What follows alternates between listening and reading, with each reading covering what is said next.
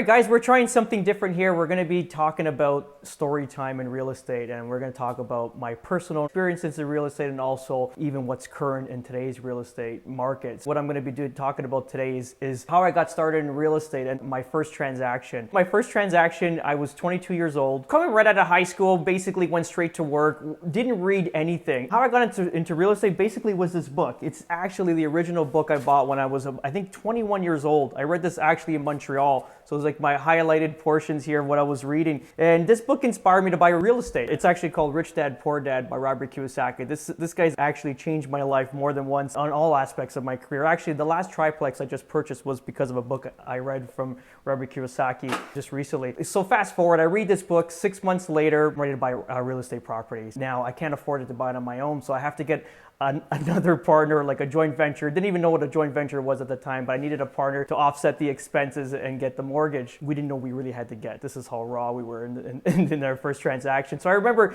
going to a place in Woodbridge where we grew up, and it was called Pasta Works. And I remember sitting at the bar, and this is where, you gotta remember, in 2001, 2002, this is when smoking was still legitimate in facilities. So I remember sitting across from a good buddy of mine, good friend of mine, and literally just smoke clouds. It was basically, you could even see each other's foreheads. I remember just, going through some of the stuff I read in the book and wrote it out on a napkin, premature business plan. And my buddy agreed to it. He says, you know what, that sounds good. I'm in. Tell me something, or I tell you something that's gonna get done. So literally, that was a Saturday night. The next Friday, we went out looking for properties.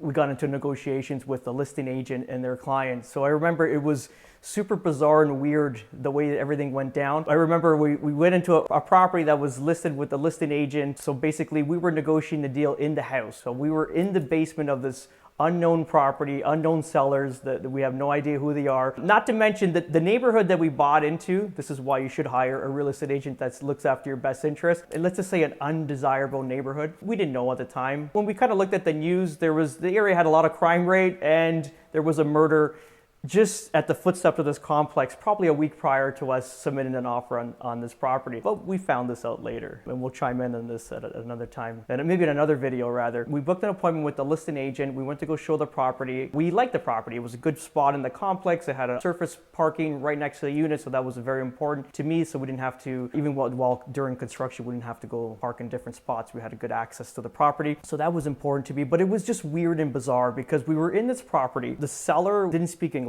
The realtor was an Englishman. We were Italian, and we were stuck in their basement, literally in some lady's room that was sort of like a mess. The negotiations went on for about 2 hours back and forth, and give it to us, we're very eager to get into real estate. And so when we were negotiating, our signbacks were quite quick. Actually, I have the original transaction here. So they were asking $149,000. We bought it for $143,000. So $6,000 off of asking, which doesn't sound like much, but if you think about it, it's 5% off of asking. So that was actually, we did a pretty good job on the negotiations that night. Every time we sent back a sign back, it was quick, and the seller, we could hear them scrapping with the realtor. They were fighting and swearing and a whole bunch of stuff happening, and we were in the basement of this unknown property in an undesirable neighborhood. Two Italian kids. If you've seen the way I used to dress back in, let's say, when I was 21, 22 years old, this was the time around The Sopranos. So being Italian, I wore a black leather vest, basically, or a black leather blazer. So it looked like Christopher from The Sopranos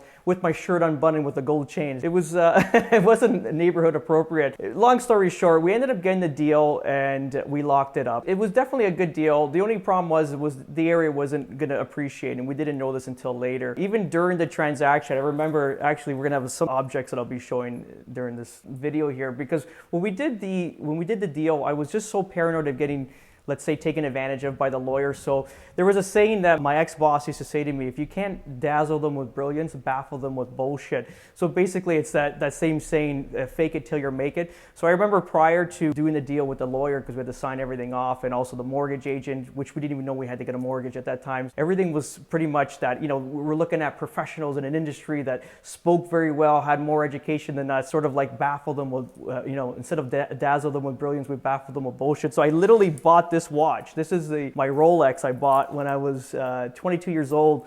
And basically this thing did everything that it was supposed to do, because when I had it out, everyone, because these were elder people than myself, probably maybe 20, 30 years my senior, and they didn't, everyone was wearing Casios and I was coming in with a Rolex. So basically they thought I knew what I was doing already, which kind of made the transaction go a lot quicker. If you like the story, like, subscribe, and share. We're going to be getting them to you once a month.